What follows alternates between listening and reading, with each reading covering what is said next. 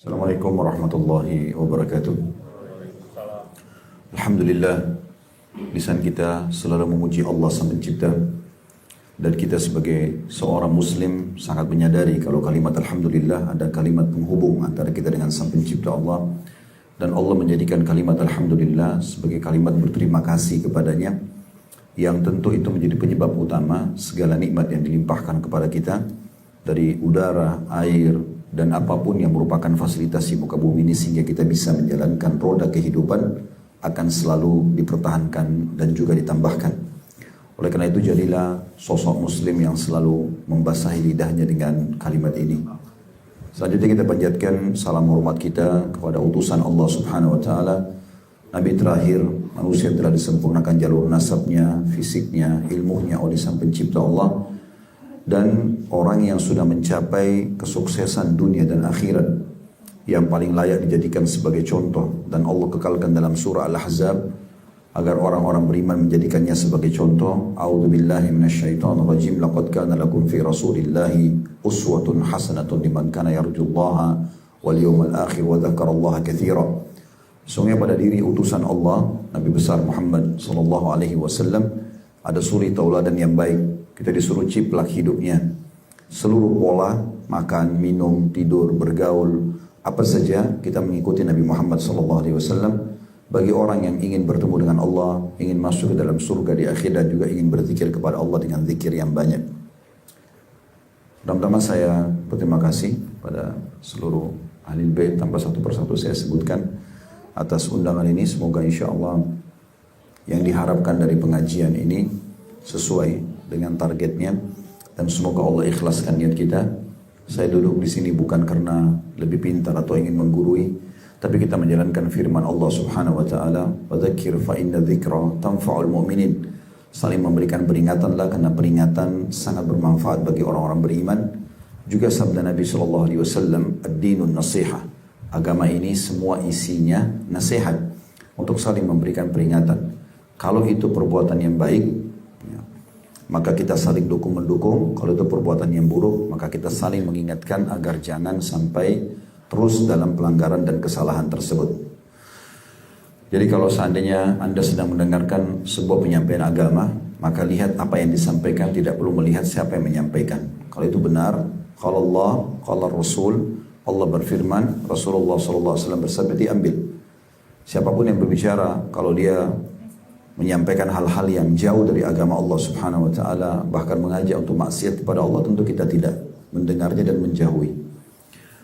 Baik teman-teman sekalian, juga saya perlu sampaikan, majelis ilmu seperti ini penting untuk selalu dijaga, baik itu sesama keluarga, kerabat, tauladan, karena memang keutamanya besar sekali.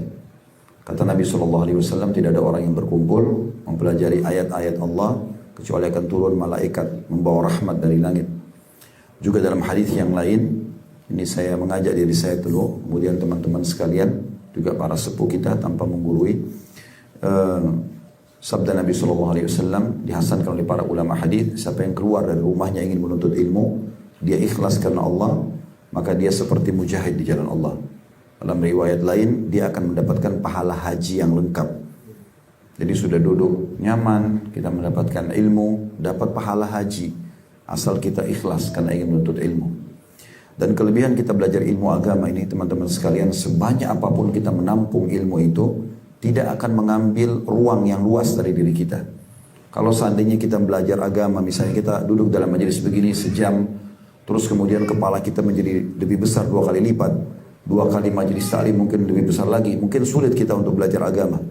Tapi sama sekali tidak mengambil ruang. Ya, kita memiliki memori di otak yang bisa menampung semua apa yang harus kita pelajari dari ilmu agama ini. Termasuk menghafal Al-Quran pun 30 juz dengan maknanya, dengan tafsirnya.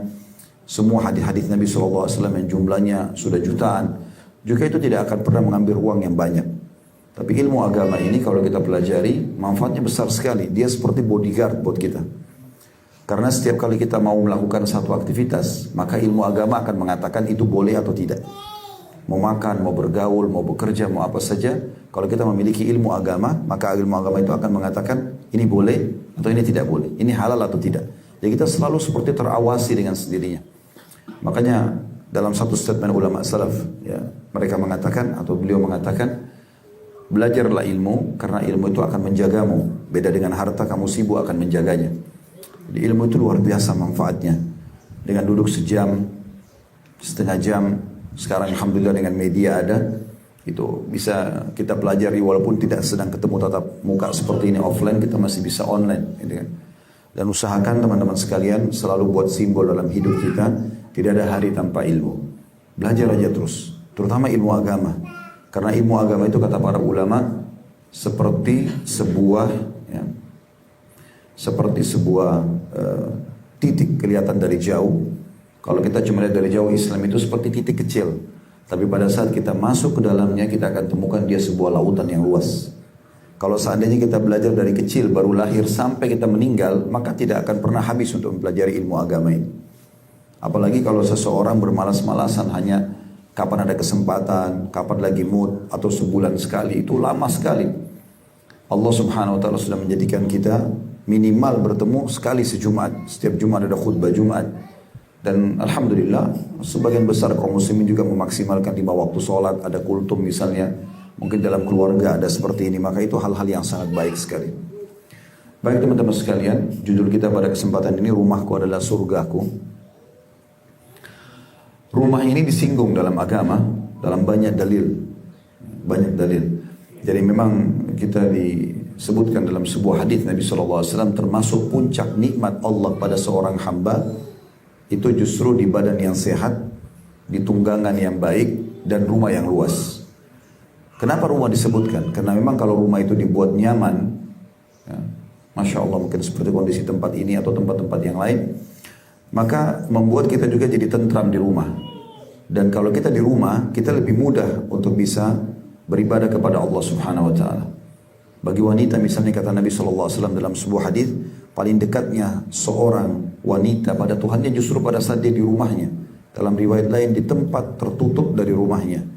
Artinya dia sibuk dengan aktivitas rumahnya saja sudah bernilai pahala di sisi Allah Subhanahu Wa Taala. Begitu juga bagi laki-laki kata Nabi SAW, di antara orang yang sangat dekat dengan rahmat Allah Subhanahu Wa Taala, yaitu orang yang kalau tidak ada aktivitas lagi dia di rumahnya, sehingga dia selamat dari keburukan orang dan orang lain selamat dari keburukannya. Oleh karena itu kita sangat dianjurkan. Begitu juga dengan sholat sunnah.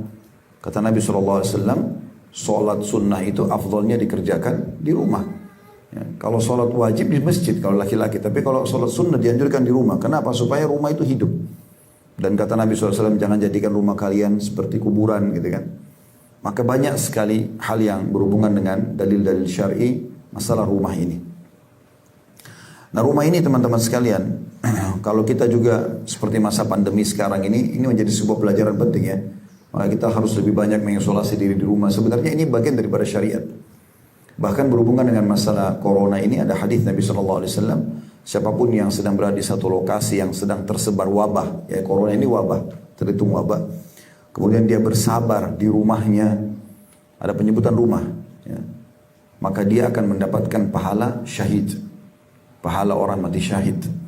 Walaupun dia kata Ibnu Hajar tidak meninggal dengan wabah itu, tetap kalau dia bersabar dan dia tetap di rumahnya, maka dia akan mendapatkan pahala mati syahid. Jadi selalu ada hubungan dengan masalah rumah.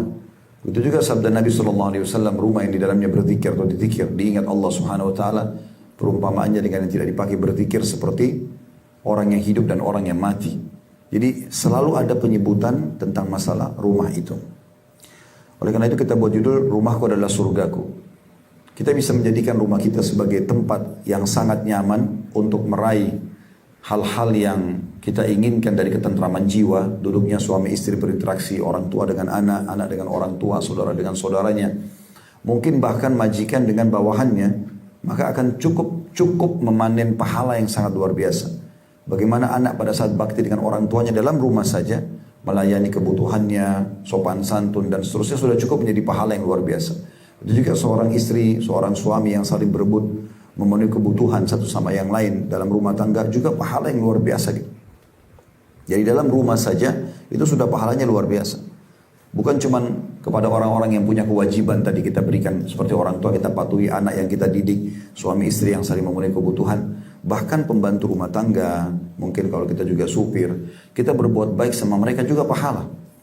Bahkan Nabi SAW mengatakan, berikanlah mereka makan apa yang kalian makan, berikan pakaian apa yang kalian kenakan gitu.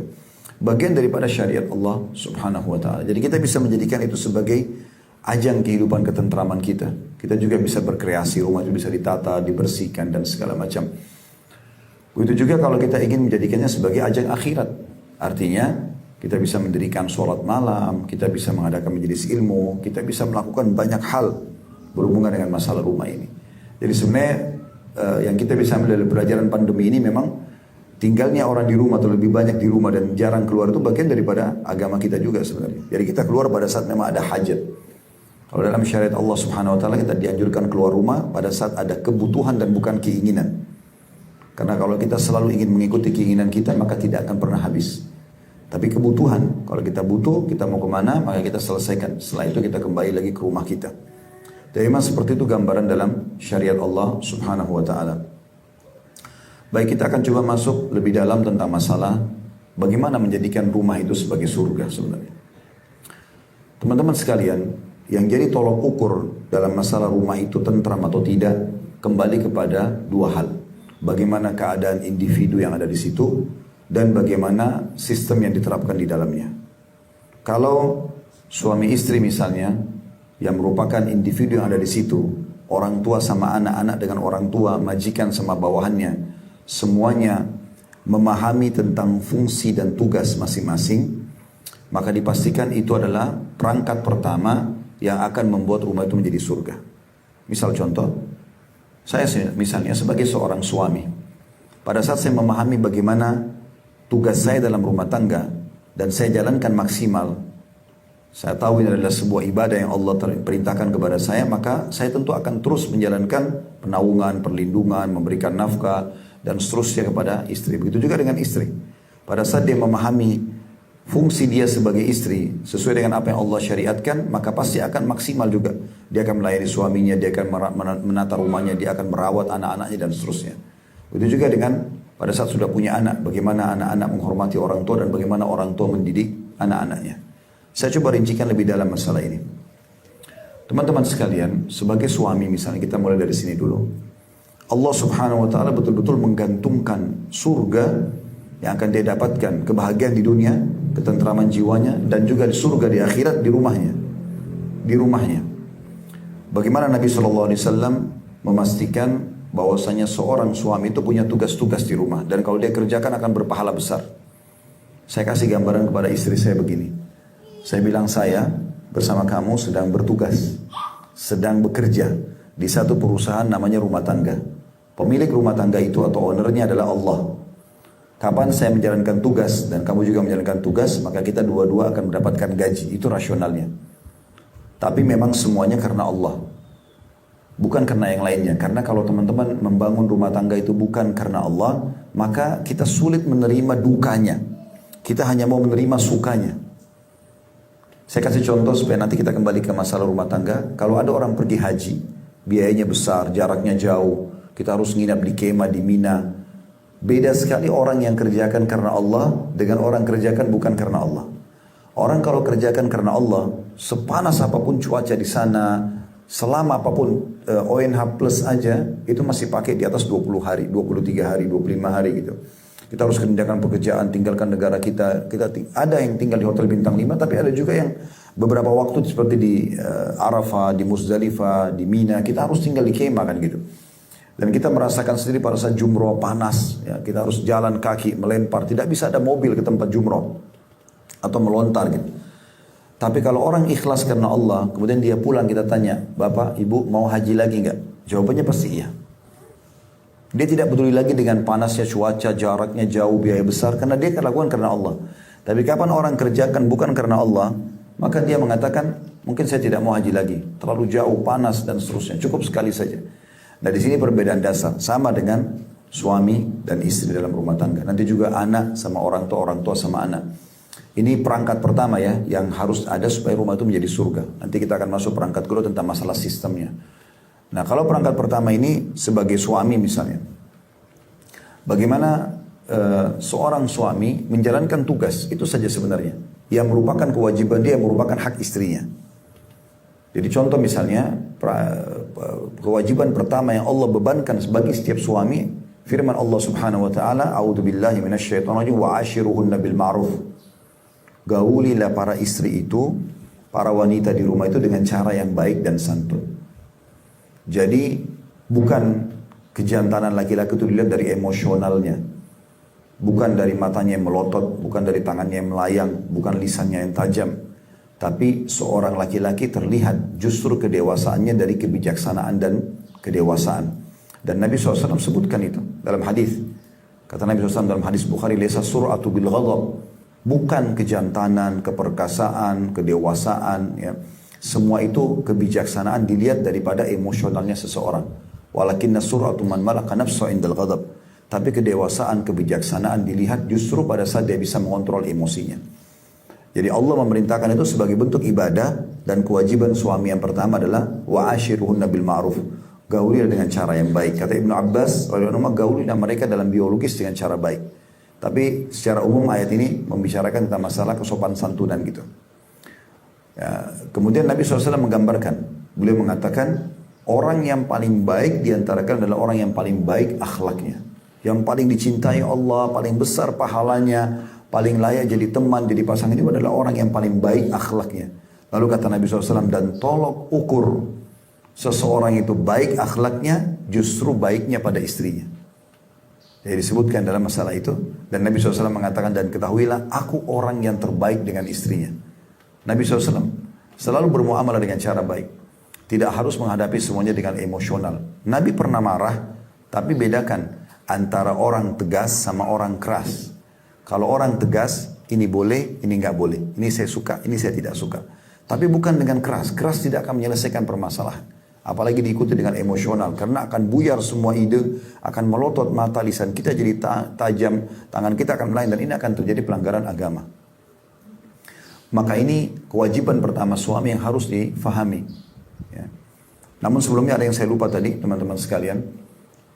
Tanpa menggurui teman-teman yang sudah sepuh, mungkin lebih tua dari saya pun di sini, tapi ada satu hal yang saya lihat luput dari banyak rumah tangga kita di Indonesia, yaitu mereka menikah bukan karena Allah. Maksudnya begini, banyak orang di antara kita menikah karena orang tuanya yang suruh, karena suka, karena faktor umur, karena faktor lingkungan. Semua ini teman-teman harus diubah. Kalau ada yang hadir di sini niatnya awal menikah karena itu semua, harus diubah niatnya. Niatnya karena Allah dan Rasulnya perintahkan. Jadi kalau kita niat karena ini ibadah, kita berada di sebuah bahtera namanya rumah tangga, yang apapun kita lakukan kita akan bernilai ibadah. Saya kasih contoh, kita kalau lagi puasa Ramadan, pada saat kita niat karena Allah mau lakukan puasa karena ibadah, mulai sahur sampai terbenam matahari, apapun yang kita lakukan, kita lagi duduk, kita lagi jalan, kita lagi ngobrol, tetap kita berada di bahtera puasa. Jadi kita sedang ada di sebuah fasilitas ibadah gitu, iya, pahala. Nah sama dengan rumah tangga, mulai kalimat akad nikah sampai kita meninggal dunia, maka itu semuanya adalah ajang pahala. Tapi syaratnya harus kita niatkan karena Allah Subhanahu Wa Taala. Jadi kalau niatnya dulu karena suka, karena cenderung, karena orang tua suruh, karena faktor umur teman-teman semua sudah menikah, ini harus diubah. Di detik ini pun kita harus ubah karena Allah Subhanahu Wa Taala. Kita kembali ke masalah tadi. Kewajiban pertama suami adalah muasyarah bil ma'ruf. Kewajiban yang kedua adalah memberikan nafkah. Dan nafkah ini berkisar di 5 hal. Ini istri boleh menuntut suaminya, tapi sebatas kewajiban ini. Suami pun membatasi di kewajiban ini. Dalam kewajiban yang kedua itu memberikan nafkah. Dan ini berkisar di 5 hal. Yaitu makanan, minuman, tempat tinggal, transportasi, dan juga pakaian. 5 hal ini yang dianjurkan untuk memenuhi dasar sekali dari istri. Sehingga dia selalu bisa betah di rumah karena semuanya ada. Mau makan apapun ada, mau minum apapun ada. Pakaian juga ada. Tempat tinggal juga layak semampu suami dan juga transportasi. Dan ini yang Nabi SAW sebutkan dalam sebuah hadis, sesungguhnya istri kalian punya hak dari kalian, yaitu kalian menyiapkan pakaian yang terbaik dan juga makanan, minuman, pakaian dan tempat tinggal yang terbaik. Dan Allah Subhanahu Wa Taala menyebutkan dalam Al-Quran dalam surah At-Talaq, A'udzubillahi minasyaitonirrajim, askinuhunna min haitsu sakantum min wujudikum.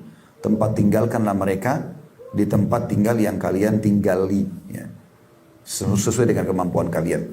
Maka kalau bapak-bapak niatkan menyiapkan rumah itu karena Allah perintahkan saya untuk memberikan kepada istri saya ini agar dia tinggali. Tidak harus diganti nama, tapi dia tinggal di tempat yang layak. Sehingga dia selalu merasa nyaman saja di rumah itu, maka sudah cukup akan mendapatkan pahala. Selama tempat itu dipakai, ya air di kamar mandi dipakai, ya kursi di meja makan dipakai, di ruang tamu dipakai, ya lemari pakaian dipakai, apa saja, maka semua menjadi ajang pahala.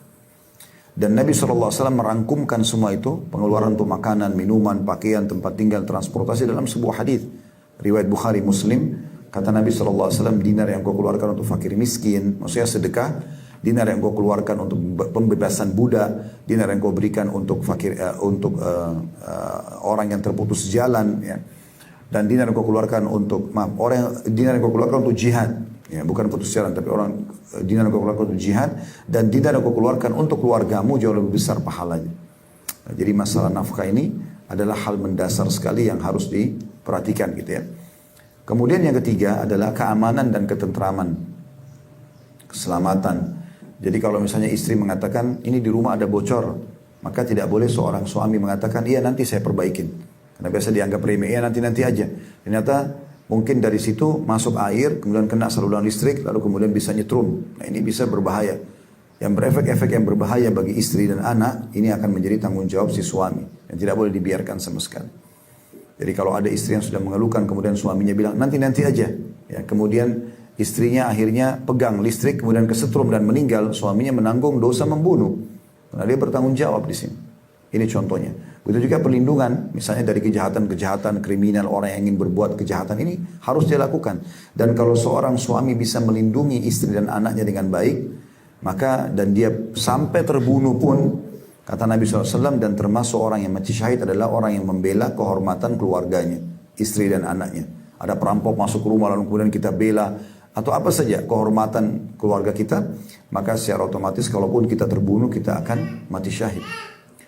Kemudian yang keempat masuk dalamnya adalah masalah pendidikan.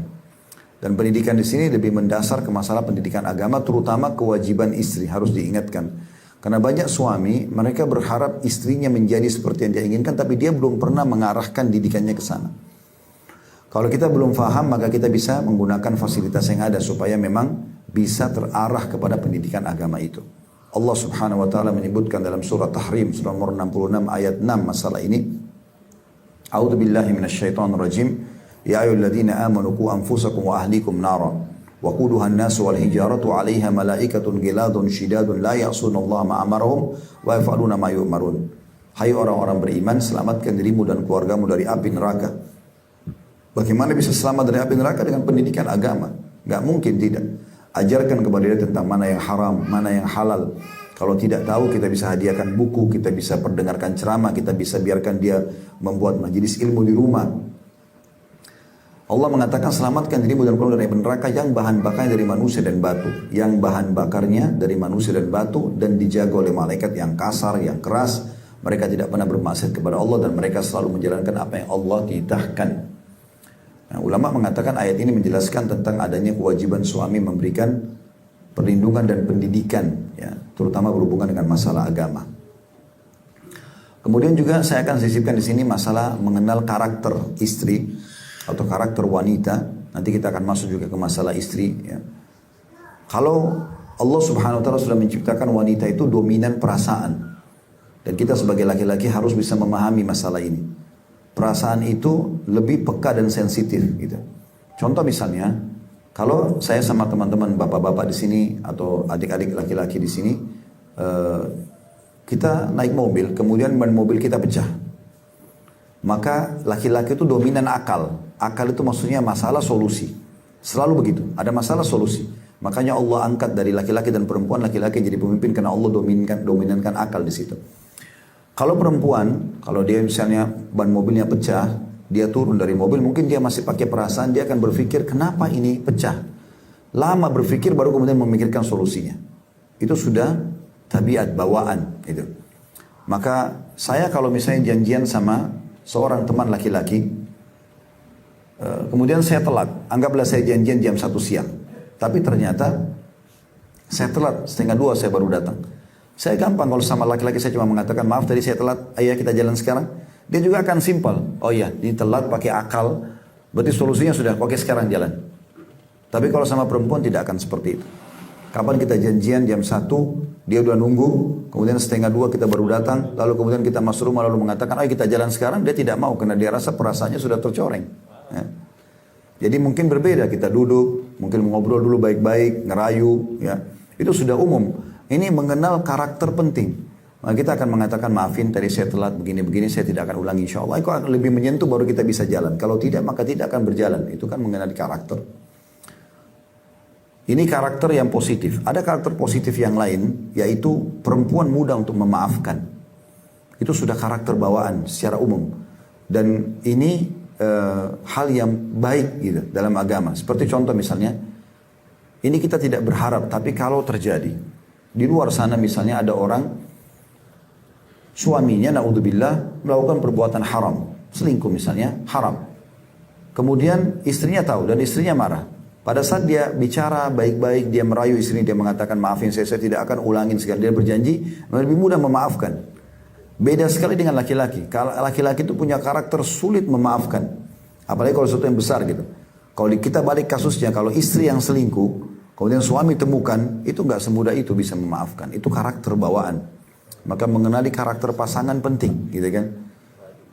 Kemudian ada beberapa karakter yang negatif, kita berharap tentu ibu-ibu kita atau akhwat kita di sini bisa memperbaiki masalah ini. Karena ini juga ada karakter bawaan, tapi dalam agama dianjurkan untuk diluruskan. Seperti kasus tanda kutip, biasa suka dendam, ya, dan mengingat-ingat sebuah kesalahan, sehingga rumah tangga tidak harmonis. Manusia bisa berbuat salah, ya. Tapi seperti misalnya contoh Nabi Adam alaihissalam, Nabi Adam berbuat salah.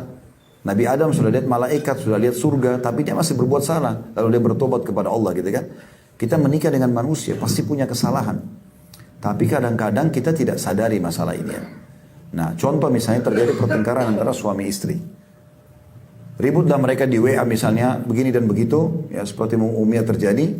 Pada saat mereka sudah baikan, umumnya mungkin saya sama bapak-bapak di sini, karakter laki-laki itu kan tadi saya bilang dominan akal. Masalah solusi. Jadi kalau masalah sudah selesai, kita sudah tidak pikirkan lagi, itu kita akan pindah ke permasalahan yang lain. Karena masih banyak harus dikerjakan gitu. Maka mungkin WA istri akan dihapus. Karena dianggap sudah selesai. Tapi umumnya wanita tidak menghapus apa yang terjadi dalam pertengkaran itu misalnya. Lagi duduk 1 tahun kemudian, duduk sama-sama tenang-tenang, kemudian tersinggunglah permasalahan itu. Lalu kemudian dia mengatakan, kan kamu pernah buat ini. Mungkin kita bilang, yang mana? Ini buktinya. Ya. Nah, masih disimpan. Nah, ini karakter yang harus diubah ini. Tanda kutip ya.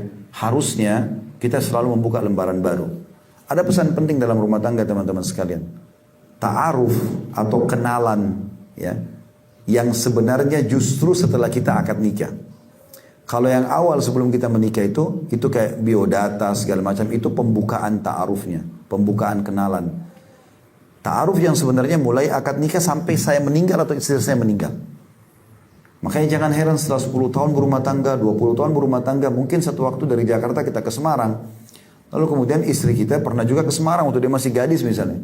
Lalu kemudian kita lewat di satu restoran, lalu dia mengatakan, ini restoran favorit saya. Padahal sudah 10 tahun atau 20 tahun menikah. Mungkin kita bilang, loh kok kamu baru bilang? Terus dia bilang, oh iya saya juga baru ingat. Itu umum. Itulah proses ta'aruf namanya. Jadi jangan pernah berpikir sudah 10 tahun, 20 tahun berumah tangga Anda sudah kenal semua pasangan Anda. Itu belum. Kita masih dalam proses terus kenalan. Makanya juga kadang-kadang ada karakter-karakter bawaan yang kita butuh waktu bukan dalam sehari 2 hari mengubahnya. Misal si suami biasa rapi, istrinya enggak. Atau terbalik, istrinya suka rapi, suaminya enggak. Sering kalau keluar kamar mandi, handuknya ditaruh sembarangan di atas ranjang, sepatu ditaruh sembarangan, segala macam, berantakan barang-barang. Ini mungkin sebuah karakter bawaan. Nggak bisa dengan sekali 2 kali tiba-tiba berubah gitu. Ini kan masa ta'aruf terus. Nah, kelebihan pasangan kita jadikan sebagai ajang untuk menyempurnakan rumah tangga, kekurangannya justru ajang untuk mendakwahi, bukan untuk bermusuhan. Ya. Dan jangan selalu teman-teman membawa-bawa keluarga. Ya. Banyak orang begitu. Memang orang tua kamu itu. Ya. Dia punya masalah sama istri atau sama suaminya. Sekarang cuma berdua. Sekarang dia bawa memang orang tua kamu. Dia bawa mertuanya sekarang.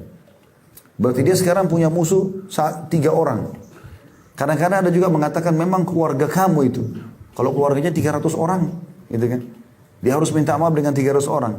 Kadang-kadang dia mengatakan memang suku kamu itu. Atau bahkan lebih besar, memang negara kamu itu. Nah ini hal-hal yang harus dihati-hati gitu ya. Maka ini penting untuk digarisbawahi mengenali karakter. Jadi ini dari laki-laki ya. Kurang lebih itu kewajibannya. Yang selebihnya adalah bisa kita katakan sunnah. Ya. Itu juga dengan kita, kalau kita balik istri. Kewajiban istri yang merupakan hak suami. Yang pertama sekali adalah ketaatan. Taat pada hal yang ma'ruf. Ma'ruf artinya bukan pelanggaran agama. Apapun itu yang sifatnya diperintahkan oleh suami, ikut saja.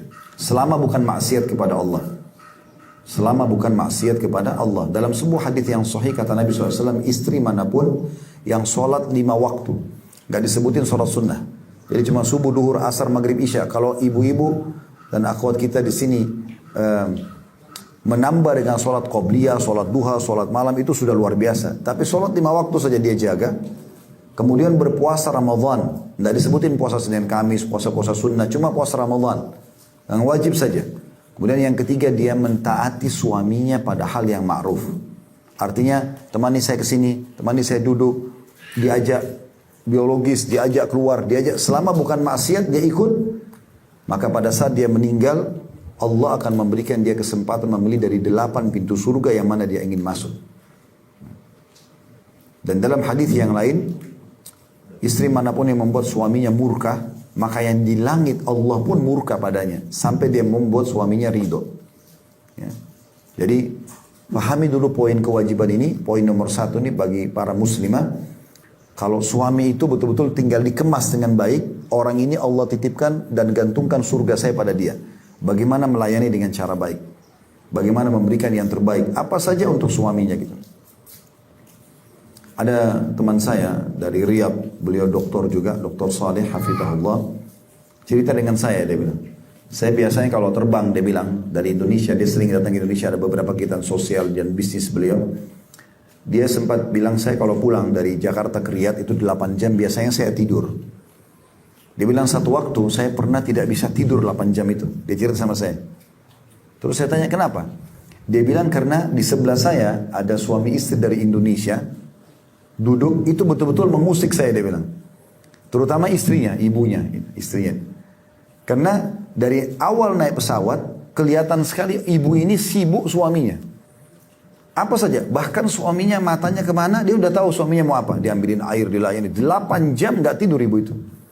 Dia bilang, saya belum pernah lihat ada perempuan seperti itu. Semua yang dia pikirkan adalah suaminya. Sampai turun lagi, sampai turun ke bandara Riyadh gitu. Sampai dia sempat bercanda sama saya. Dia bilang kalau begini wanita Indonesia saya mau nikah sama orang Indonesia. Gitu. Dia tidak tahu kalau tidak semua wanita kita begitu kan. Tetapi ini salah satu contoh gitu. Ada memang wanita yang sudah memahami kalau suaminya tanpa lagi melihat fisiknya adalah sumber dia mendekatkan diri kepada Tuhannya. Allah Subhanahu Wa Taala. Sampai kata Nabi SAW, istri manapun yang meninggal suaminya ridho. Ridho itu kayak merasa kehilangan. Kecuali dijamin masuk surga. Jadi jangan sampai nanti ibu-ibu meninggal suaminya bilang alhamdulillah. Karena selama hidup buat masalah terus gitu kan. Ya, jadi itu masalah yang ini poin pertama. Mentaati suami pada hal yang ma'ruf. Tapi kalau berbau maksiat nggak boleh. Kalau ibu-ibu disuruh buat sesuatu yang haram dalam agama jangan ikutin. Kayak misalnya lagi puasa Ramadan. Udah batalin puasa kamu. Nggak boleh. Karena itu kan wajib. Kita harus bedakan ya. Mana hak wajib haknya Allah dengan hak wajibnya makhluk. Begini maksudnya. Kalau kita sholat 5 waktu itu kan hak wajibnya Allah. Kan Allah wajibkan ya, kita harus kerjakan. Menjawab panggilan orang tua, kalau orang tua lagi panggil nak misalnya, atau menjawab panggilan suami, dipanggil istrinya, maka wajib juga menjawab. Tapi kalau ketemu antara wajib hak Allah dengan hak wajib hak makhluk, kita dahulukan hak wajibnya Allah. Lagi sholat 5 waktu, gak boleh ibu batalin karena suami panggil. Gak boleh ibu batalin atau kita batalin karena orang tua kita panggil. Tapi bedakan, kalau hak sunnahnya Allah, misalnya lagi sholat sunnah, lagi puasa sunnah, ketemu dengan hak wajibnya makhluk, wajib didahulukan hak makhluk. Kayak misalnya kita lagi sholat sunnah, orang tua kita panggil, batalin sholat sunnahnya. Kita lagi sholat sunnah, suami panggil, batalin. Karena memang menjawab dia wajib, dan ini sunnah. Istri lagi puasa sunnah, suaminya panggil, suruh layani biologis, dia batalin puasa sunnahnya. Tapi nggak boleh terjadi kalau di puasa Ramadan atau puasa wajib. Nah ini salah satu bagian daripada hukum syariat Allah Subhanahu Wa Taala. Kata Nabi SAW, la ta'ata illa fi ma'ruf. Nggak boleh ada ketaatan kecuali pada hal yang dibolehkan. Dalam riwayat lain, la ta'ata li makhlukin fi ma'siyati khaliq. Tidak ada ketaatan pada makhluk yang berbau maksiat kepada Sang Pencipta. Ya, jadi itu ketaatan. Makanya ibu-ibu hati-hati mau keluar rumah izin. Apa saja suami. Cari ridho dia gitu kan. Bahkan kata Nabi SAW, istri ahli surga adalah istri yang kalau dia menyakiti suaminya atau disakiti oleh suaminya, maka dia akan datang memegang tangan suaminya sambil mengatakan, saya tidak bisa memejamkan mata saya sampai kau ridho kepada saya. Mungkin secara zahir, ibu-ibu kalau pikirkan hadis ini, seakan-akan, tanda kutip ya, menyudutkan wanita. Kok dia kalau menyakiti oke lah, tapi kalau dia disakiti pun dia yang datang sama suaminya. Allah lebih tahu bu ya. Kalau penciptanya Allah, pencipta kami laki-laki adalah Allah. Allah lebih tahu. Laki-laki itu kalau ibu makin merendah dengan dia, mengalah, maka yang ada yang muncul sifat kepemimpinannya. Dia akan lebih menaungi. Beda dengan perempuan gitu. Maka Allah lebih tahu. Kalau laki-laki, saya sama bapak-bapak di sini memang Allah ciptakan kulit kami ini memang untuk menghadapi matahari, nagih utang, sholat berjamaah, ngantar jenazah, jihad, memang tuh di luar gitu. Jadi kami sebenarnya tidak butuh sunblock, nggak butuh hand body, nggak butuh segala macam. Ya. Ini memang Allah sudah ciptakan begitu. Dan orang kalau di luar, maka sifat defense-nya lebih kuat. Pertahanan. Ya. Kalau ibu mau menghadapi suami dengan cara seperti cara luar, ya, tanda kutip sini kayak cara premanisme ya, tanda kutip ya, marah-marah, melotot matanya, kasar kalau minta sesuatu, maka yang muncul adalah suami akan menghadapi ibu seperti menghadapi orang di luar sana. Tapi kalau ibu menggunakan justru yang Allah berikan, kelemah lembutan suara, lembutnya kulit, ya, memang ibu dikasih sifat kasih sayang lebih besar karena ibu hanya hamil, punya anak. Ibu memang punya sifat itu. Ibu gunakan itu, maka dengan itu pasti bisa meraih hati suami. Makanya Nabi SAW mengatakan, justru kalau ibu bilang, kamu salah ya, kamu buat begini, saya ada buktinya. Itu ada defense pasti. Umumnya begitu. Tapi kalau ibu mengatakan tadi, kalau saya ada salah, maafin saya. Maka pasti suaminya akan mengatakan, enggak, saya yang salah. Saya sudah lakukan seperti ini. Karena dia merasa dihormati, itu karakter. Kalau memahami ini, maka akan sangat lebih mudah untuk menjalani rumah tangga itu. Ya. Maka ini poin pertama yang harus digarisbawahi tentang masalah ketaatan. Jadi taatnya ibu pada suami pada hal yang ma'ruf berarti taat kepada Allah Subhanahu Wa Taala. Yang kedua, ada hal yang mendasar di sini sebenarnya masuk juga di laki-laki. Tadi lupa saya sebutkan, tapi kita gabungkan saya keduanya. Salah satu hak pasangan adalah hak biologis. Ya, ini memang juga perlu disinggung. Jadi istri perlu memenuhi kebutuhan suami, suami juga memenuhi kebutuhan istri. Dan Nabi SAW menggantungkan di situ pahala yang besar. Kata Nabi SAW, fi bidi ahdikum sadaqah, di kemaluan kalian ada pahala sedekah, ada pahala yang besar. Maka seorang sahabat mengatakan, ayati ahaduna ahla walahu fi ajr. Apakah seseorang di antara kami melakukan interaksi biologis sudah nikmat kemudian dapat pahala lagi? Kata Nabi SAW, ara'aitum law wadatum fil haram alakumul wizr. Tidakkah kalian lihat kalau kalian letakkan pada yang haram, maka kalian dapat dosa. Karena orang kalau zina dosa. Kalau kalian berarti melakukan interaksi halal biologi, maka dapat pahala. Dan kadar besarnya dosa zina, begitulah kadar besarnya pahala yang didapatkan kalau orang interaksi biologi suami istri. Jadi ini juga termasuk hak yang harus dipenuhi. Nah, cuma memang banyak orang yang kadang-kadang tidak memenuhi maksimal dalam masalah ini. Dia tidak niatkan karena Allah Subhanahu Wa Taala. Padahal kalau dia niatkan ibadah selain dapat kenikmatan, dia dapat pahala. Juga tidak boleh melupakan doa. Karena kata Nabi SAW, siapa yang ingin interaksi biologis dia membaca Allah jannibna minasyaitani wa jannib syaitani ma razaqtana. Ya Allah, jauhkanlah kami dari syaitan, jauhkan syaitan dari apa yang telah Engkau karunia kepada kami. Kata Nabi SAW, kalau Allah karunia anak dari hubungan biologis tersebut, maka anak itu tidak akan pernah diganggu oleh syaitan selamanya. Maknanya tidak akan nakal gitu. Dia akan bakti dengan doa ini gitu. Kemudian juga banyak hal-hal yang diajarkan Nabi SAW seperti tidak boleh menggauli istri di kemaluan pada saat haid dan nifas. Ini hukumnya haram. Tidak boleh meletakkan kemaluan dalam dubur. Ini hukumnya haram. Ya, sebagaimana banyak orang belajar masalah biologis dari film-film porno, ini semua tidak benar. Karena mendukung perzinahan, melihat aurat orang lain dan diajarkan dengan cara yang salah. Ya, karena Nabi SAW mengatakan siapa yang menggauli istrinya di kemaluannya lagi haid, atau menggauli di duburnya, ya, atau mendatangi dukun, maka dia telah kafir terhadap apa yang diturunkan kepada Muhammad sallallahu alaihi wasallam. Termasuk yang harus diperhatikan oleh para istri adalah tidak bolehnya keluar rumah tanpa izin, tidak bolehnya puasa sunnah tanpa izin. Karena Nabi SAW mengatakan tidak halal bagi seorang wanita yang beriman kepada Allah hari akhir berpuasa sunnah sementara suaminya ada, kecuali dengan izinnya. Ini juga termasuk adab-adab. Dan juga dalam hadis, wahai istri manapun yang keluar tanpa izin suaminya dari rumahnya, maka dia akan dilaknat oleh malaikat sampai kembali. Maka saya sarankan bapak-bapak di sini bagaimana memberikan izin global kepada istri, bagaimana istri juga meraih pahala dengan cara minta izin. Jadi ini kurang lebih gambaran tentang masalah suami istri. Kemudian teman-teman sekalian, kita harus pahami juga dalam masalah suami istri ini, kalau kita menikah dengan manusia, pasti manusia itu ada saatnya dia senang, dia sedih, dia marah, dia tenang. Maka ini semua harus juga kita pahami. Jangan selalu merasa idealis, semuanya harus baik. Kalau mau tidak ada masalah bisa nikah dengan balon saja. Dia mau marah, kita mau marah, enggak, dia diam aja. Tapi kalau sama manusia nggak bisa. Maka Abu Darda, radhiyallahu anhu, sahabat Nabi yang mulia, mengatakan kepada istrinya Abu Darda, ini sahabat Nabi daripada istrinya sahabiat Nabi, orang-orang yang mulia gitu. Dia mengatakan, wahai Abu Darda, kalau seandainya aku sedang marah, maka ridhokanlah aku. Jangan justru balas juga dengan emosi, maka tidak akan selesai. Dan kalau kau sedang marah, maka aku akan ridho kepadamu. Maksudnya aku tidak akan melayani dan aku juga akan memaafkan. Kalau tidak, maka tidak akan bisa berjalan rumah tangga ini dengan baik. Juga pada saat anak ada, kita pindah ke komponen individu yang lain, anak. Anak adalah amal jariah yang sangat besar. Kata Nabi SAW, semua yang kalian lakukan akan menjadi pahala buat kalian, dan termasuk anak kalian adalah amal kalian. Kayak saya sekarang ceramah di sini, walaupun kedua orang tua saya sudah meninggal rahimahumullah, mereka panen pahala saya. Karena saya lahir dari sperma ayah saya juga lahir dari di kantong sel telur ibu saya, dan juga tumbuh besar dari ASI beliau. Maka ini anak-anak adalah aset amal jariah. Kata Nabi SAW, termasuk hal yang paling besar pahalanya kalau yang ditinggal oleh seseorang yang meninggal itu adalah anak yang soleh. Cuma memang masalah anak ini ada hal-hal yang ingin saya berbagi. Ya. Yang pertama teman-teman, didikan agama pada anak-anak itu. Didikan agama. Jadi agama ini bukan pilihan tapi kewajiban. Banyak orang di antara kita menganggap agama ini kayak pilihan. Seperti orang kalau mau kuliah pilih fakultas agama saja. Bukan begitu.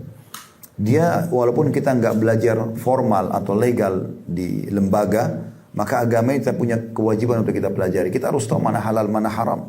Itu yang akan ditanyakan nanti pada hari kiamat gitu. Maka didikan anak-anak kita masalah agama. Tidak ada ruginya mereka belajar agama itu. Kalaupun mereka ambil jurusan umum, tetap harus ada mungkin kursus ya tambahan. Mereka kursus Al-Quran, mereka kursus agama. Panggilkan guru-guru di rumah yang mereka bisa datang kalau anak perempuan sama guru perempuan, laki-laki sama guru laki-laki. Maka ini penting. Ya. Yang kita sayangkan sekarang, bahkan banyak orang tidak mau memasukkan anaknya ke pesantren. Karena bahasa pesantren ini seakan-akan penjara. Ya, biasa orang tuanya bilang sama anaknya, kalau kau nakal nanti ayah atau ibu masukkan kau ke pesantren. Yang ditangkap oleh anaknya pesantren ini momok yang menakutkan. Padahal di pesantren, saya pernah di pesantren. Ya, saya dengar sini Masya Allah ternyata dari Bugis ya, Masya Allah, saya pun orang tua saya dari Bone gitu. Nah, sama mungkin dengan Masya Allah keluarga di sini. Dan saya dulu lahir di Makassar, saya juga dulu masuk di pesantren di Makassar. Saya lihat sendiri pesantren itu bagaimana tuh masih SMP. Azan disuruh ke masjid, tiap hari kita belajar ayat Al-Quran, hadis Nabi SAW, itu modal dasar gitu. Nanti setelah selesai SMP, SMA atau Tsanawiyah dan Aliyah mereka masuk jurusan lain itu gak ada masalah. Atau kalau dari awal jurusan umum, maka jangan lepaskan masalah agama. Karena itu akan mendidik anak-anak kita jadi baik gitu. Akan jadi baik sekali. Jadi ini berhubungan dengan masalah pendidikan. Jangan anggap remeh pendidikan agama. Kemudian juga yang kedua, ini yang paling baik menurut kami idealnya ya, usahakan orang tua yang selalu menentukan tentang anak-anak. Jadi keputusan ada di tangan orang tua. Saya kasih contoh begini. Banyak orang tua, ini contoh saja, misalnya si laki-laki ini, si ayah umurnya 35 tahun, ini contoh saja. Istrinya 30 tahun misalnya. Anak dia 7 tahun, mau dimasukkan sekolah di SD. Dibawalah si anak ini ke salah satu sekolah yang menurut orang tuanya mungkin mau didaftar di sana. Mungkin ada 2-3 sekolah didatangi, anggaplah 2 sekolah. Yang satu sekolah ini dindingnya warna coklat, yang satu dindingnya warna biru misalnya. Lalu si orang tua ini, suami istri datang komunikasi dengan teman-teman yang ada di sekolah situ ya, para staf pengajar dan staf administrasinya misalnya. Lalu ditanya lah masalah kurikulum, masalah biaya dan segala macam. Setelah itu ada yang unik kadang-kadang terjadi. Kedua orang tua ini nanya anaknya, nak mau sekolah yang mana? Maka si anak ini kebetulan kena suka warna biru, dia akan mengatakan yang itu saja. Padahal anak ini tidak tahu kurikulum, tidak tahu biaya, tidak tahu jarak. Dan ini banyak terjadi kesalahan ini.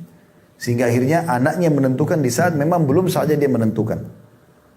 Saya melihat Allahu a'lam, orang tua yang berhasil itu justru orang tua yang selalu menentukan buat anaknya. Saya di rumah, saya biasakan begini. Pada saat saya beli pakaian, misalnya saya akan belikan lalu saya kasih Ina, ya. Saya kasih langsung, mereka tinggal pakai. Istri saya juga sudah membiasakan apa yang dia masak di rumah, apa yang disiapkan, maka itu yang dimakan oleh anak-anak. Kadang-kadang ada ibu-ibu tidak paham masalah ini. Dia niatnya baik sebenarnya. Dia bilang, nak pengen makan apa, misal. Lalu anaknya bilang, saya ingin ayam goreng. Anggaplah begitu.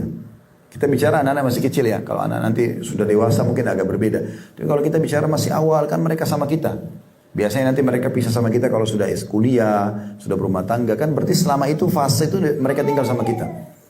Kalau misalnya ibu bilang, nak mau pengen makan apa? Anaknya bilang ayam goreng misalnya. Lalu ibunya bilang, baik besok ya ibu buat. Ini contoh kasus. Besok ibu lupa masak ayam goreng. Pas anak kita ke meja makan, buka 7 sajinya, ternyata tidak ada ayam goreng. Kira-kira apa yang akan dia katakan? Mana ayam goreng saya ibu? Ibu bilang, lupa nak. Ah ibu ini. Nah bahasa ah ibu ini, itu yang ditegur dalam Al-Quran. Apa yang Allah bilang? Wala taqul lahuma uffin. Jangan pernah ucapkan kalimat ah pada orang tua kalian. Jadi kita tidak sadar kita buat dia masuk ke alur itu. Ya kan? Ah ibu ini, ah ayah ini, itu sudah cukup masuk dalam bab durhaka. Nah ini tergantung bagaimana orang tuanya mendidik dia gitu. Jadi kalau kita membiasakan dari awal, nah ini rezeki makan ya hari ini. Ini pakaian ya. Nah kita temukan anak-anak yang berhasil dididik seperti yang saya bilang tadi ini.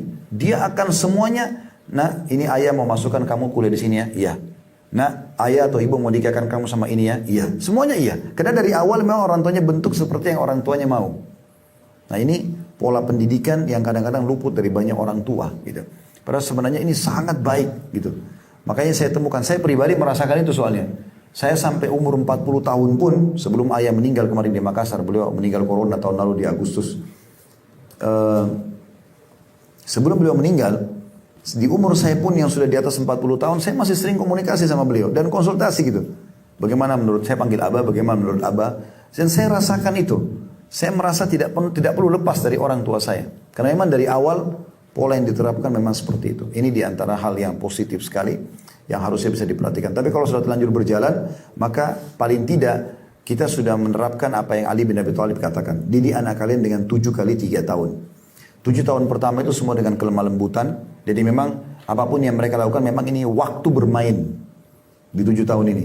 Dia manjat, dia ini, dia segala macam itu sudah alamnya. Semua anak-anak hampir sama begitu.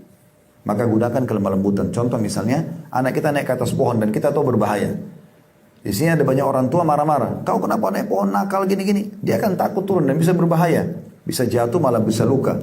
Tapi kita gunakan kelemah lembutan. Kita mengatakan anaknya, ayah atau anak ibu ini pintar naik ya. Pasti juga pintar turun. Pada saat dia sudah turun baru kita nasihatin baik-baik. Di 7 tahun pertama kelemah lembutan itu.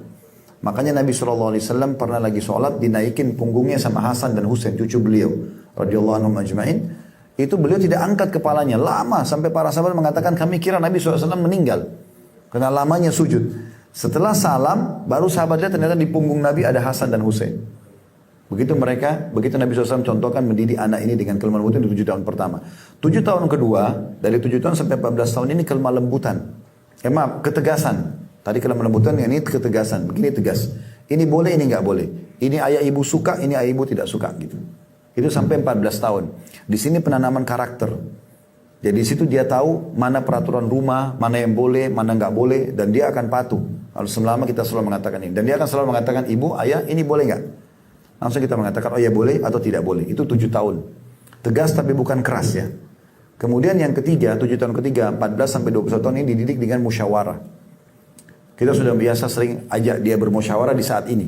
Ini saatnya boleh. Ya, jadi tadi yang saya sampaikan itu contoh-contoh kalau masih kecil. Kalau dia sudah masuk di umur diajak musyawarah, maka boleh kita ajak musyawarah. Walaupun sebenarnya kita tidak ikutin sarannya. Contoh misal, suami istri mau beli mobil berwarna hitam. Mereknya misalnya merek A.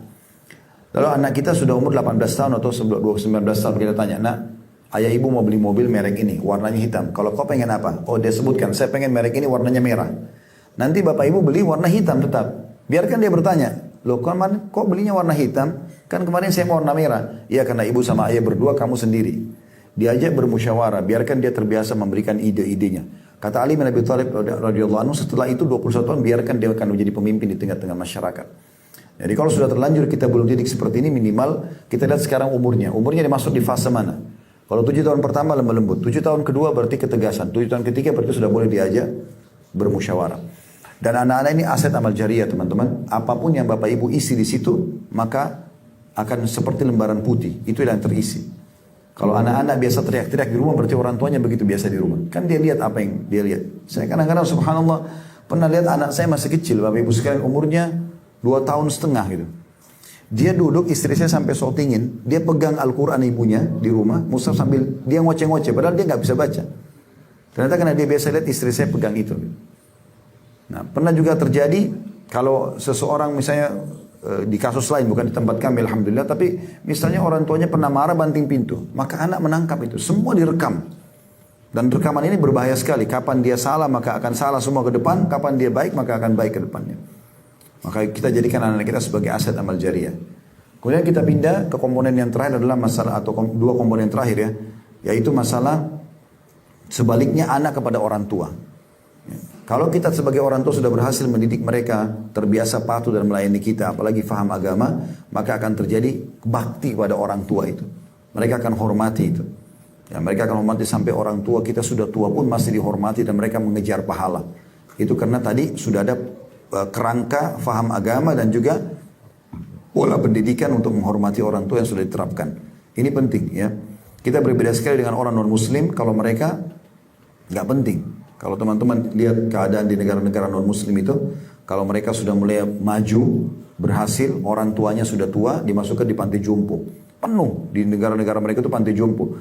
Padahal mereka masih sehat sebenarnya, tapi ditaruh panti jompo karena anaknya tidak mau urus.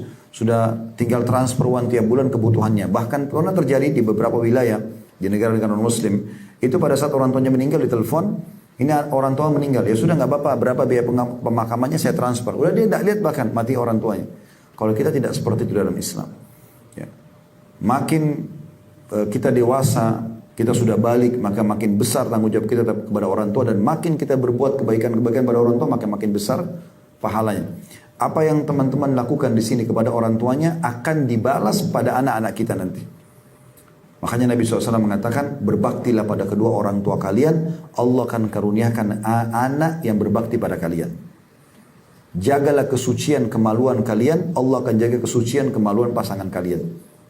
Jadi memang kaidahnya seperti itu. Jadi kalau dari sekarang kita bakti sama orang tua, pastikan anak-anak kita nanti juga akan diberikan seperti itu. Ada teman saya, dia bernama Ahmad ya, dipanggil Syekh Ahmad beliau, tinggal di negeri Syam. Waktu kami cerita tentang masalah bakti sama orang tua, dia cerita ada kejadian nyata di pasar di dekat rumah beliau di Syria. Dia bilang ada satu orang terkenal sekali bapak itu sangat sayang sama anaknya, cuma satu anaknya laki-laki. Apa yang anaknya minta selalu dipenuhi gitu. Sampai satu waktu jalan di pasar, kemudian dia marah sama anaknya, anaknya minta sesuatu, bilang ayah tolong belikan. Ayahnya ini mengatakan maaf, uang masih belum ada di rumah. Tiba-tiba si anak pukul ayahnya. Anaknya dia udah dewasa nih, dipukul anak ayahnya. Maka hampir satu pasar itu, kata teman saya ini, mau ngeroyokan si anak tadi. Ini gimana caranya anak mukul orang tua, nggak masuk akal gitu. Tapi itu terjadi. Dan ayahnya langsung mengatakan begini, udah jangan dipukul anak saya. Maka ada satu orang situ yang kenal ayahnya ini, marah mengatakan, kenapa anda masih membiarkan anak durhaka seperti ini untuk tidak dihukum gitu. Dia bilang, saya tiba-tiba teringat dulu waktu saya umur seperti itu anaknya umurnya 18 tahun. Dia bilang, saya ingat tiba-tiba di sini Allah ingatkan saya di tempat ini, waktu saya umur 18 tahun pernah saya pukul ayah saya juga. Allah hukum kasus yang sama di tempat yang sama gitu. Ya, jadi sebaliknya kalau kita bakti sama orang tua, kita juga akan dibakti. Itu sudah umum. Nah ini komponen yang harusnya dibangun dengan baik, hubungan yang baik terjalin ya. Kemudian yang terakhir adalah komponennya antara atasan sama atau pemilik rumah sama pekerja. Teman-teman sekalian, yang menjadi PRT kita, yang menjadi supir kita, itu manusia. Mereka kalau keadaan ekonominya seperti kita, maka tidak akan menjadi seperti itu. Mereka, maaf, tanda kutip bukan hewan yang bisa semau kita saja menyiksa mereka, menyusahkan mereka. Ada kadang-kadang orang karena kurang pengetahuan agamanya, maka tidak mau kenal jam, tidak mau kenal waktu. Tidak ada waktu istirahat bagi pembantu di rumah tangganya. Maka biar jam berapapun harus dipaksa dan seterusnya. Ya, alasan saya sudah bayar kamu, saya sudah begini dan begitu. Ini tidak boleh. Allah subhanahu wa ta'ala akan mengawasi kita. Ingat teman-teman, kita punya Tuhan satu. Dan Allah ini maha adil. Saya kasih contoh begini, sebelum kita masuk ke masalah pembantu atau pekerja kita, atau staf kita di kantor. Kalau ada kucing lewat, kemudian tiba-tiba Anda ini iseng tendang kucing itu. Anda pikir, oh kucing, dia tidak bisa melawan. Dia kesakitan meraung, kemudian dia pergi. Atau dia kesakitan, dia pergi. Tapi jangan lupa, satu waktu Anda akan jalan nanti dengan sepatu baru di jalan yang lurus, tapi Anda akan keselio, jatuh. Hukuman dari Allah karena Anda pernah menendang kucing itu. Allah punya cara. Maka hati-hati. Dan ada dalam Islam namanya syamata. Syamata itu menganggap remeh orang. Hati-hati. Umar bin Khattab berkata begini radhiyallahu anhu. Kalau seandainya ada seorang wanita hamil lewat di hadapanku, lalu aku mengatakan, ih perutnya besar ya, aku khawatir Allah pun membuat perutku besar pada saat itu. Itu namanya syamata, gak boleh. Kita gak boleh anggap remeh orang. Kalau ada orang lebih rendah secara ekonomi, secara fisik daripada kita atau jenjang-jenjang yang lain, maka kita bersyukur kepada Allah subhanahu wa ta'ala. Bukan justru kita gunakan untuk menilai atau menghina orang lain. Ini penting, karena bisa berbalik keadaan itu. Allah bisa membalikkan keadaan yang naudzubillah kita tidak berharap itu tentunya, gitu kan? Pernah ada satu kejadian nyata, ada suami istri, masya Allah hidupannya mampu gitu, tapi ini kisah itu ya, si laki-laki ini, suami ini pelit sekali. Ada orang minta-minta, orang miskin minta-minta, selalu ditolak sama dia. Istrinya selalu memberi. Satu waktu ada orang ketuk-ketuk pintu, terus dia lagi makan malam, istrinya buka pintu, ternyata orang miskin. Dia sampaikan suaminya, ada orang minta, nggak usah dilayani, suruh pergi saja. Maka istrinya mengatakan, coba membela. Ini sudah berapa kali orang yang datang minta, kenapa tidak mau dikasih? Sedekah itu baik. Intinya terjadi perdebatan pada saat itu, tetap dia tidak mau. Maka suaminya marah-marah. Kalau kau tidak mau ikut sama saya, tidak lagi terserah. Pokoknya mau ribut lah, mau tinggal, mau berpisah pada saat itu. Subhanallah, kejadian terjadi berumah tangga itu berjalan dalam 1 tahun ke depan, cerai suami istri ini. Dengan hikmah Allah terjadi perceraian. Setelah cerai, ekonomi suami jatuh, maka jadi miskin dia. Lalu berjalan, mungkin perempuan ini menjanda sekitar 2 tahun, dilamar oleh seorang laki-laki yang kaya juga, menikahlah. Setelah menikah, berjalan waktu, beberapa waktu gitu berjalan, terjadi mirip kasus itu. Kasusnya adalah lagi makan malam, dan suaminya sekarang ini orang baik, dermawan gitu. Ada yang ketuk-ketuk pintu. Lalu kemudian si istrinya buka pintu, dia setelah pamit sama suami, dia buka pintu. Pada saat buka pintu dia menangis. Kenapa? Karena dia lihat depan pintu mantan suaminya dulu. Jadi pengemis sekarang. Dan dia kembali ke suaminya sekarang. Dalam kondisi menangis, suaminya mengatakan, kenapa? Dia bilang ada orang yang minta-minta depan pintu. Dan itu ternyata mantan suami saya. Kata si suaminya sekarang, kasih apapun yang dia mau. Dikasih, disuruh kasih, bahkan si suaminya keluar untuk memberikan langsung. Lalu dia mengatakan di depan mantan suaminya perempuan tadi, apa anda tahu siapa saya? Kata mantan suaminya, tidak, saya tidak tahu. Dia bilang, saya pengemis dulu yang minta berapa tahun depan rumah anda. Anda menghina dan saya dengar menghina. Untuk apa urus orang miskin? Untuk apa begini? Dan juga Anda memarah-marahi istri Anda. Pada saat itu saya berdoa sama Allah. Saya mengatakan, ya Allah berikan saya kekayaan yang buat saya tidak dihina. Dan selamatkan wanita dari keburukan dari perbuatan laki-laki tersebut. Akhirnya saya menjadi kaya dan saya nikahi mantan suami Anda, mantan istri Anda. Terbalik keadaan, itu namanya syamata. Hati-hati. Jadi kalau seandainya ada orang punya kekurangan yang tidak ada pada kita, kita bersyukur sama Allah. Kata Nabi SAW, siapapun yang lihat kekurangan pada diri orang lain yang tidak ada pada dia, pincang, cadel, tuli, apa saja, punya kekurangan, kita mengatakan, Alhamdulillahilladzi afani mimma btala bihi. Segala puji bagi Allah telah menyelamatkan aku dari apa yang diujikan kepada orang ini. Wa faddalani ala katsiri mimma khalaqa tafdila. Dan memberikan aku kelebihan yang banyak dibandingkan orang ini. Itu lebih baik daripada kita menghina orang lain. Karena ada orang biasa begitu. Temannya cadel dicontohin, temannya pincang dicontohin. Ini nggak boleh. Ini masuk dalam syamata. Bisa berbalik keadaan tadi sebagaimana saya kasih contoh. Nah, jadi keadaan teman-teman kita kembali tadi masalah PRT, tukang kebun, supir, segala macam. Mereka ini kalau keadaan ekonominya kayak kita tidak mungkin mereka seperti itu. Tapi mereka dijadikan oleh Allah Subhanahu wa taala untuk melayani kita. Kata Nabi SAW, sesungguhnya pelayan-pelayan kalian adalah orang-orang yang telah Allah tundukkan untuk memenuhi kebutuhan kalian, maka berikanlah hak-hak mereka. Berikanlah hak-hak mereka. Kita berikan pakaian. Bahkan ada orang subhanallah, pembantu rumah tangganya mungkin sudah 10 tahun sama dia. Sejadahnya nggak pernah dikasih. Mukena aja nggak pernah dikasih. Kenapa? Tempatnya, kasurnya kotor, panas, nggak ada kipas angin. Kenapa nggak dimanusiakan gitu? Padahal semua itu ada pahalanya. Kata Nabi SAW, di setiap denyut nyawa ada pahala. Di setiap denyut nyawa ada pahala gitu. Dari mana kita tahu? Mungkin kalau kita berbuat baik, kita berikan makanan teman-teman sekalian, kita berikan kebutuhannya, lalu kemudian dia sholat malam, dia berdoa untuk kebaikan buat kita. Saya terapkan di rumah ini. Kalau saya di rumah, saya setiap kali pulang, kalau habis beli buah-buahan misalnya, saya udah bilang sama istri saya, pertama sekali keluarkan dulu buat teman-teman yang membantu kita di rumah ini. Belum kami sentuh gitu. Anak-anak pun saya masih larang gitu. Dikeluarkan langsung anggurnya, apelnya dikeluarkan. Nih, buat mereka. Kita bila bahasakan ini buat kalian ya. Mereka makan, baru kemudian kita makan. Sehingga tidak terbuka pencurian makanan di rumah, tidak segala macam. Dan juga kita menghilangkan sifat pelit kita yang hanya mau kasih orang kalau sudah mau rusak, bekas-bekas. Ya, berikan sesuatu yang baik. Allah menilai itu. Ada kisah yang menarik. Di sini namanya Rabi ibn Haytham rahimahullah, seorang ulama tabi'in. Beliau pernah mau makan, karena beliau tidak rewel di rumah, istrinya sampai tidak enak sama dia, sampai pernah masakan namanya halwa. Halwa ini zaman itu makanan mewah gitu. Bahannya mahal, buatnya susah, lama digodok. Mereka belum punya alat kayak kita sekarang untuk jadi makanan yang mewah, penuh dengan jenis kacang-kacangan yang mahal segala macam. Dimakan oleh orang-orang tertentu. Satu waktu Rabi ibn Haytham ini kedatangan muridnya dari luar kota. Kemudian istrinya tahu, istrinya buatkan makanan halwa itu, dihidangkan di depan Rabi ibn Haytham ini. Pada saat dihidangkan, anaknya keluarkan, anak laki-lakinya keluarkan, baru dia mau ambil potongan makanan sama tamunya, tiba-tiba ada yang ketuk pintu rumah. Maka dia pun kasih isyarat anaknya suruh buka pintu itu. Dibuka pintu itu. Begitu dibuka, di depan pintu orang gila. Digambarkan dalam kisah ini, orang gila ini kotor sekali pakaiannya, penuh dengan debu, dan maaf ini kisahnya begitu. Air liurnya netes-netes. Minta makanan. Maka Rabi ibn Haytham tunjuk wadah piring yang ada halwa tadi, makanan mewah itu. Anggaplah Bapak Ibu mungkin tahu makanan yang favoritnya apa biasa dibeli, itu mahal misalnya, mewah gitu. Itu disuruh hidangkan, suruh kasih ke orang gila. Orang gila disuruh kasih itu. Anaknya sebagai anak yang patuh bawa, dan niatnya mau kasih satu aja, satu potong.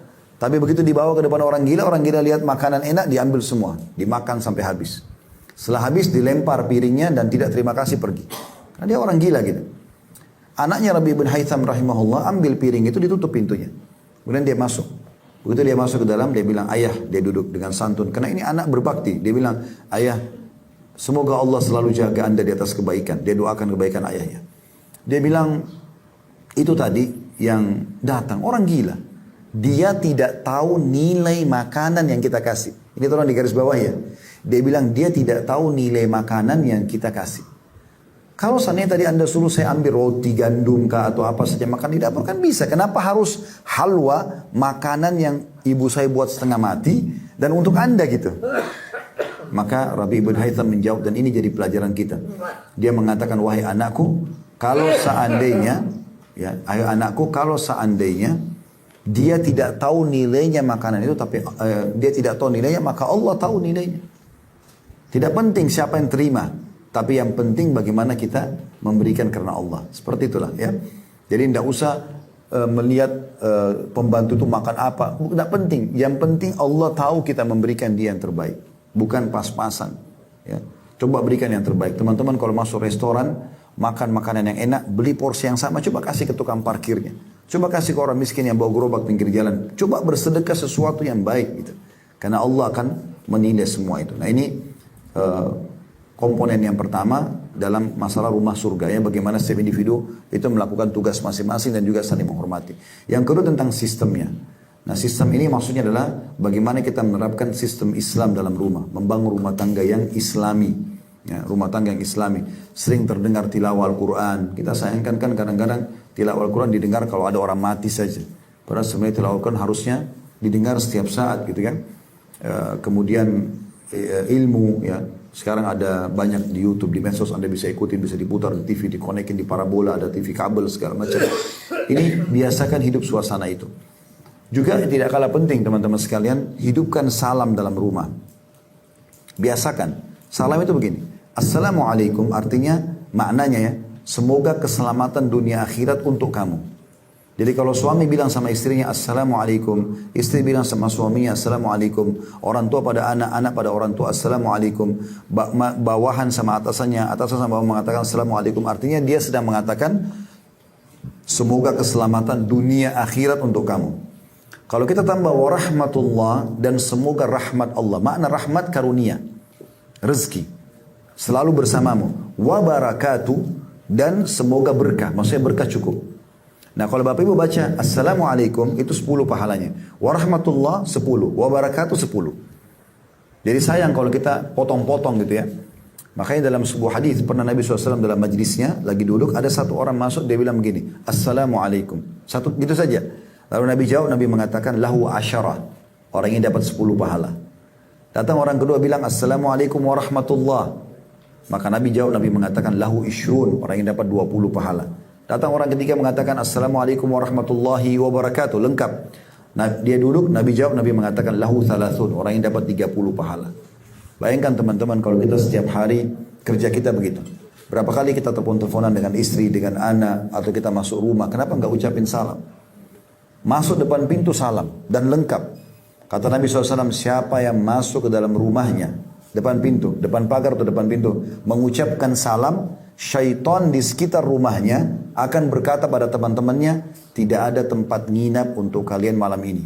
Salam itu membuat syaitan gak bisa masuk di rumah. Begitu hadis Nabi SAW.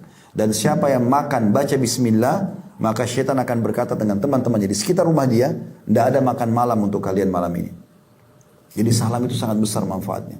Kata Nabi SAW, tidak akan masuk surga kalian sampai kalian beriman, tidak akan beriman kalian kecuali kalian saling mencintai, dan maukah saya tunjukkan perbuatan kalau kalian kerjakan kalian akan saling mencintai, yaitu kalian mengucapkan salam di antara kalian. Ini jarang dihidupkan. Ketik WA, ketik pesan apapun, Assalamualaikum warahmatullahi wabarakatuh. Coba ucapkan itu, hidupkan itu. Setiap masuk saya lihat di Saudi ini hidup sekali ya. Jadi istri ketemu suami, walaupun berpisah sebentar, masuk rumah ucapkan salam. Ke ruang tamu masuk ke kamar tidur aja Assalamualaikum. Bahkan teman-teman mungkin aneh mungkin kalau kita di Indonesia melihat ini ya. Tapi ini terjadi di Saudi. Kita kalau naik di pesawat di Saudi, domestik ataupun internasional, kalau penerbangan Saudi, kita sudah duduk nih. Ya masuk pasti ucapin salam itu. Siapa penumpang yang biar tidak kenal. Ya, kalau kita masuk lift, kita di dalam lift ada orang masuk, pasti dia ucapkan salam. Kita naik di bus, orang masuk pasti ucapin salam. Hidup sekali salam itu. Saya pernah di salah satu pasar di mall di Jakarta, saya mau sholat, kebetulan di lantai 7 musolahnya. Saya tanya, di lantai 7. Saya pas mau masuk, ini pada mau ke musola semua kita. Begitu buka pintu, saya Assalamualaikum warahmatullahi wabarakatuh. Semua lihat muka saya. Ini siapa orang ini gitu kayak nggak kenal, karena salamnya hanya pada orang yang dikenal kan. Padahal kata Nabi SAW, termasuk amal yang Allah cintai, memberikan salam pada orang yang dikenal dan tidak dikenal. Kemudian juga yang penting, teman-teman sekalian dalam sistem adalah selalu ucapkan kalimat baik. Ya. Baik kepada istri, kepada suami, kepada anak. Apa kata Nabi SAW? Jangan pernah ucapkan kalimat buruk untuk diri kalian, untuk keluarga kalian, istri dan anak, dan untuk harta kalian. Karena bisa saja malaikat lewat mengaminkan dan terjadi. Contoh misal, anak kita aktif. Anak kita aktif. Sebenarnya bukan nakal ya. Banyak orang salah faham, dianggap nakal. Sebenarnya bukan, mungkin aktif. Lalu dia mengatakan, ini anak nakal sekali misalnya. Itu kalimat bahaya nih. Karena kalimat bisa jadi doa. Kan gitu. Lebih baik jangan. Atau suami istri ribut. Saya nyesal nikah sama kamu. Nanti jadi penyesalan benar. Gak boleh ucapkan kalimat baik. Lebih baik kita mengatakan, semoga Allah berikan hidayah. Semoga Allah berikan kau petunjuk. Semoga Allah angkat derajatmu. Semoga, kenapa kita gak ganti dengan kata-kata baik? Nah ini juga perlu diperbaiki. Saya sarankan kalau ada orang, insya Allah sih tidak ada, tapi kalau ada orang yang selalu rumah tangganya bermasalah, coba diantara doa begini bilang, ya Allah aku beristighfar kepadamu pada semua kalimat buruk yang pernah aku ucapkan untuk diriku, keluargaku, dan hartaku. Nah bisa mungkin dari kata-kata kita lihat diri kita di kaca, di cermin, kok saya jelek ya? Jadi jelek betul nanti dia. Padahal sebenarnya dia juga ciptaan Allah kan, maksudnya tidak perlu diucapkan masalahnya. Jadi coba hindari semua kalimat buruk.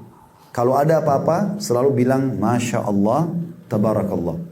Ya, ini penting ya, karena ada penyakit ain juga. Penyakit ain itu penyakit hasad, iri. Kata Nabi SAW, hati-hati dengan penyakit ain atau mata panas, karena dia betul-betul terjadi. Dan mayoritas umatku meninggal karena penyakit ain. Jadi kalau ada rumah Masya Allah seperti ini, kalau ada yang datang bertamu ya, ke sahibul baitnya bilang, kalau orang bilang, oh rumahnya bagus ya, kita yang bilang, Masya Allah, Tabarakallah. Kita yang selalu bilang, anak kita lucu. Ada yang lihat, oh anaknya lucu ya, Masya Allah, Tabarakallah. Oh badannya sehat, Masya Allah, Tabarakallah. Selalu itu. Karena banyak orang tidak tahu dia kena ain. Mayoritas umatku meninggal justru karena ain. Ya. Ada orang suami istri akur, tapi kena selalu ekspos kemesraannya. Ada orang dia tidak suka, jadi kena ain, ribut. Itu terjadi sekali. Harus hati-hati. Ini sudah ada bahasan kami itu tentang masalah ain dan berbahaya sekali. Kata Nabi SAW, hati-hati dengan ain karena itu benar terjadi. Ya. Jadi jangan sampai kita memamer-mamer sesuatu. Kalau ada memang orang pas lihat ya silakan. Hindari masalah-masalah ekspos ya. Di Saudi itu ada terjadi anak kecil lucu sekali, anak perempuan itu. Dia lagi menari-menari, ibunya syuting. Diangkat di medsos. Subhanallah, 3 jam kemudian masuk rumah sakit. Sakit tanpa sebab. Orang kalau tidak tahu ain, tidak sadar ini. Saya kasih gambaran lain di Riyadh. Ada satu anak prestasi, juara terus di sekolahnya. Dari SD sampai SMA. Begitu masuk kuliah, dia selalu sama sepupunya berdua. Selalu juara dan bersaing sama sepupunya nih.